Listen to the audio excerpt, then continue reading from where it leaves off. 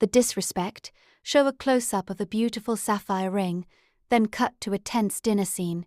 My mother held my engagement ring up to the light, laughed, and said, "This is what he could afford? Your father spent 3 months' salary on mine." She didn't know my fiancé Nate was standing right behind her. He heard every single word. "Hi, I'm Riley. I'm an ER nurse. I've saved lives at 3 a.m., but in my mother's eyes, my worth is measured in carats. My sister Brooke has a 3-carat diamond that catches light from across the room. My mother mentions it once a month. But my ring, it's a deep blue sapphire. Small, yes, but it looks like the sky just before the stars come out." That night, at our celebration dinner, my mother invited her country club friends just to humiliate us. She called Nate the carpenter like it was a dirty word. She even made Brooke show off her massive diamond right next to my hand. I felt 12 years old again, powerless. But Nate, he didn't get angry. He just sat down, put his hand on my back, and went quiet. The kind of quiet that happens when someone is making a life-changing decision.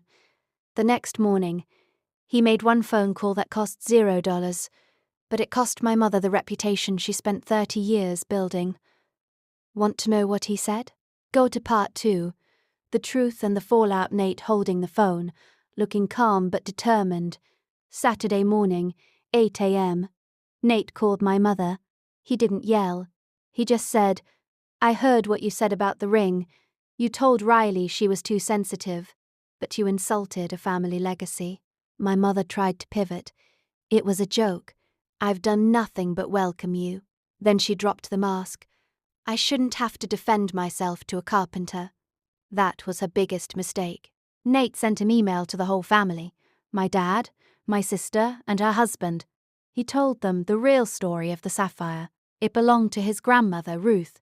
His grandfather, also a carpenter, bought it in 1961 because it was the color of the sky on the day they met.